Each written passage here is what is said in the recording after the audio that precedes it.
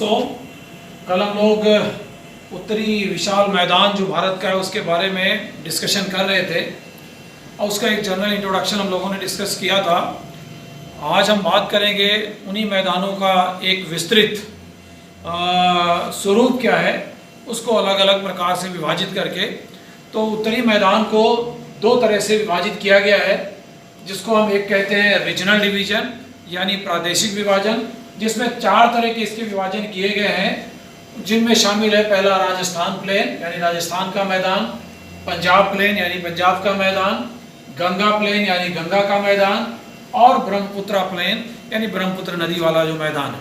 तो ये बेसिकली दो तो राज्यों के नाम से मैदानों का नाम रखा गया और दो मैदान ऐसे हैं जो नदियों के नाम से इनको सुशोभित किया गया है। ये इसका रीजनल डिवीजन है।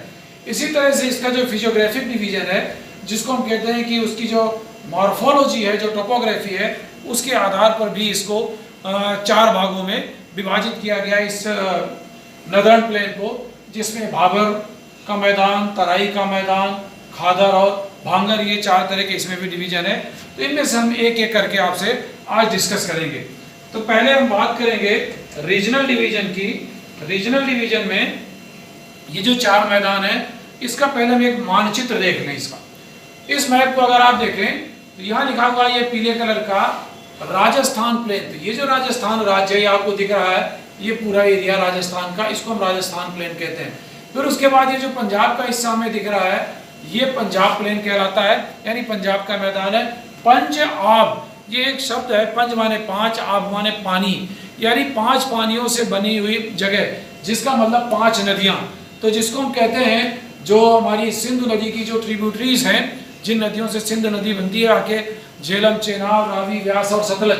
तो खास तौर से रावी, व्यास और सतलज, उसका प्रवाह जो है वो इस भारतीय पंजाब में है। बाकी जो नदियां झेलम और चेनाब हैं, वो जम्मू कश्मीर के बाद पाकिस्तान के पंजाब से प्रवाहित होते हुए आके हिंद अरब सागर में गिर जाती हैं। तो ये जो रावी, व्यास यहाँ लिखा हुआ है, ये इंडस, ये लिखा हुआ झेलम, चेनाब, रावी, व्यास और सतलज। ये रावी, व्यास और सतलज, ये जो तीनों हैं, वो इस पंजाब के मैदान का निर्माण करती हैं। फिर हम और आगे बढ़ते हैं तो ये देखें लिखा हुआ गंगा प्लेन। तो ये पंजाब और हरियाणा से लेके ये पूरा गंगा का मैदान यहाँ पटना तक और ब्रह्मपुत्र के बॉर्डर तक, जिसको हम कह सकते हैं जिसमें बिहार, बंगाल, ये पूरा मतलब है, ये हमारा गंगा प्लेन का मैदान है, जो पीला साहब को दिखा लिखा हुआ। उसके आगे जब हम जाते हैं पूर्वोत्तर भारत में, तो ब्रह्मपुत्र नदी द्वारा निर्मित मैदान को हम ब्रह्मपुत्र का मैदान कहते हैं। इस मानचित्र में बाकायदा क्लियर कट डिवीजन आपको दिख रहा होगा कि ये चार तरह के मैदान कैसे हैं, राजस्थान मैदान, पंजाब का मैदान, गंगा का मैदान और ब्रह्मपुत्र का मैदान। इसी में हम ये देखते हैं कि एक वाटर डिवाइड भी है, जो यहाँ से उत्तर भारत से ग्रेट बाउंड्री फाइल के सारे आते हैं। ये पूरा ग्रेट वाटर डिवाइड का भी काम करती है, इसमें ये अरावली रिज शामिल है। तो इसका देखें हम आगे कि इसका विस्तृत वर्णन क्या हो सकता है। तो पहली हम बात करेंगे इस फिजिकल रीजनल डिवीजन में राजस्थान के मैदान का। तो अगर हम राजस्थान को देखें, जैसा कि हम जानते हैं, भी आपने मैप में देखा है, तो राजस्थान भारत का एक ऐसा राज्य है जो बिल्कुल पश्चिमी भाग में स्थित है और उसका अधिकांश हिस्सा डेजर्ट यानी रेगिस्तान के रूप में है। यानी राजस्थान के लगभग मध्य में अरावली श्रेणी है, जो हमारे ग्रेट वाटर डिवाइड का काम करती है। उस अरावली श्रेणी से पश्चिम की तरफ का हिस्सा डेजर्ट एवं सेमी डेजर्ट टाइप का है, यानी मरुस्थलीय और अर्ध मरुस्थलीय प्रकार का है, जिसको हम सेमी एरिड और एरिड रीजन कहते हैं। तो जिसका नाम लोकली थार मरुस्थल कहते हैं। तो वो पूरा हिस्सा पश्चिमी भाग जो है वो थार मरुस्थल से ढका हुआ है, जिसको हम मरुस्थली के नाम से लोकल लेवल पे जानते हैं। और उसका अधिकांश भाग, खासतौर से जो दक्षिणी पश्चिमी भाग है इस मैदान का, उसको हम दक्षिणी पूर्वी भाग जो है उसको हम मारवाड़ प्लेन के नाम से जानते हैं। मारवाड़, चूंकि जोधपुर और का जो इलाका है उसको हम मारवाड़ का एरिया कहते हैं, तो इस हिसाब से उसको हम मारवाड़ मैदान के नाम से जानते हैं।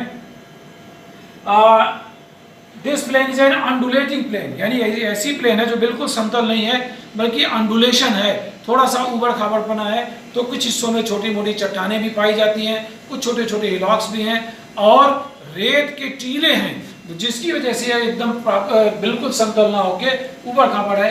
यहाँ लिखा हुआ वेव लाइक, यानी तरंगों के रूप में, जो लहरों के रूप में जमाव है, किसका, रेत का, हवाओं के द्वारा, उसकी वजह से ये मैदानी भाग अंडुलेटिंग यानी उबड़ खाबड़ टाइप का है, बिल्कुल प्लेन नहीं है।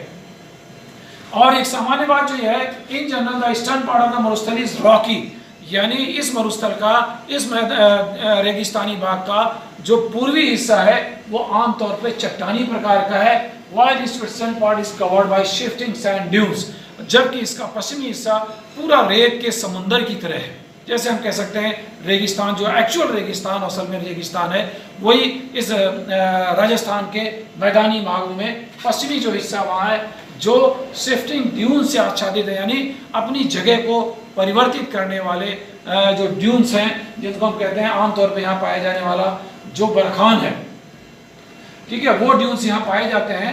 अधिकांश हिस्सा खासतौर से जैसलमेर का जो जिला है, बाड़मेर के कुछ हिस्से हैं, पश्चिमी राजस्थान पूर्व प्रदेश, जिसको एक्चुअल में हम वास्तव में मरुस्थली कहते हैं, बिल्कुल ड्राई मरुस्थल जो है, उस हिस्से में यहाँ रेत के समुद्र में ये शिफ्टिंग ड्यून्स जो है वो निर्माण होते रहते हैं, वो अपना स्थान बदलते रहते हैं, जिसको हम, ड्यून्स का मतलब बालू का स्तूप, यानी बालू के स्तूप होते हैं जो अपना स्थान हवा के रुख के साथ बदलते रहते हैं, उनका विस्तार पाया जाता है, स्पेशली बरखान टाइप का जो बालू का स्तूप यहाँ है।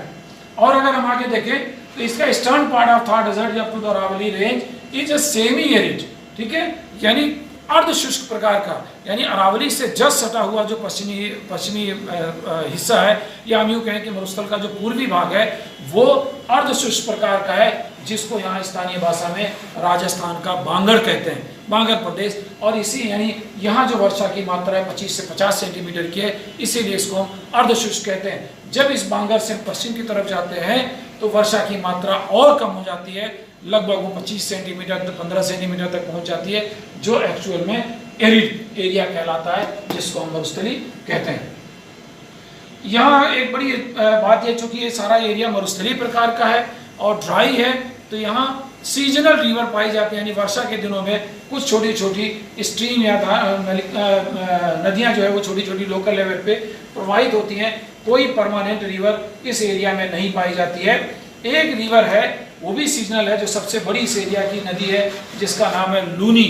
ये लूनी नदी अरावली पर्वत के पश्चिमी किनारों से निकलकर, ढालों से निकलकर और पूरे राजस्थान में, यानी दक्षिणी पश्चिमी जो राजस्थान है उसमें से प्रवाहित होती हुई अंत में रैन ऑफ कच्छ के साथ अरब सागर में गिर जाती है। तो इसकी कई सारी ब्रांचेज हैं, अपनी ब्रांचेज, अपनी क्या कहते हैं, ट्रिब्यूटरीज के साथ, अपनी सहायक नदियों के साथ लूनी अंततः अरब सागर में जाके गिर जाती है। एक बड़ी खास बात राजस्थान के संदर्भ में इस मैदानी भाग में पाई जाती है कि यहाँ जो है वो लूनी नदी के उत्तर में एक सैंडी प्लेन है, मतलब रेतीला मैदान, जिसको यहाँ लोकल नाम पे थाली भी कहा जाता है। और इसी थाली वाले एरियाज में आगे जब हम देखते हैं तो वहाँ एक इनलाइन ड्रेनेज सिस्टम पाया जाता है, यानी आंतरिक अपवाह क्षेत्र का, जिसको हम शेखावटी क्षेत्र भी यहाँ लोकल भाषा में कहते हैं, वहाँ आंतरिक अपवाह का क्षेत्र पाया जाता है, जहाँ वर्षा के दिनों में वर्षा होती है, लेकिन पानी किसी नदी के द्वारा अरब सागर या किसी महासागर में जाके नहीं मिल पाता, बल्कि उन्हीं आंतरिक भागों में इकट्ठा हो जाता है और वहीं सूख जाता है गर्मी के दिनों में, और इकट्ठा होके कई बार कुछ झीलों का निर्माण करता है, जिनको हम खारे पानी की झील कहते हैं। ये इस एरिया का एक बड़ा महत्वपूर्ण फीचर है, जिसमें सांभर जो सबसे बड़ी झील है यहाँ की, डिडवाना, लोकरणसर, पचपदरा, कुचामन, डेगाना, ये कई तरह की खारे पानी की झीलें पाई जाती हैं, जिनसे नमक का उत्पादन बड़ी अपार मात्रा में होता है और यहाँ की इकोनॉमी को भी ये सपोर्ट करता है। पानी के साथ साथ नमक की भी उपलब्धता इन झीलों में पाई जाती है।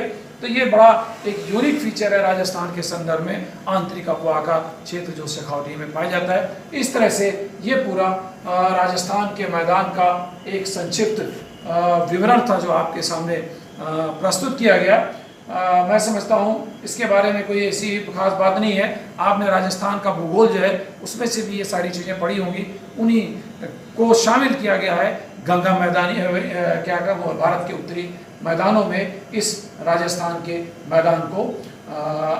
अगला जो दूसरा पार्ट है उसको हम कल की क्लास में आपसे शेयर करेंगे। धन्यवाद।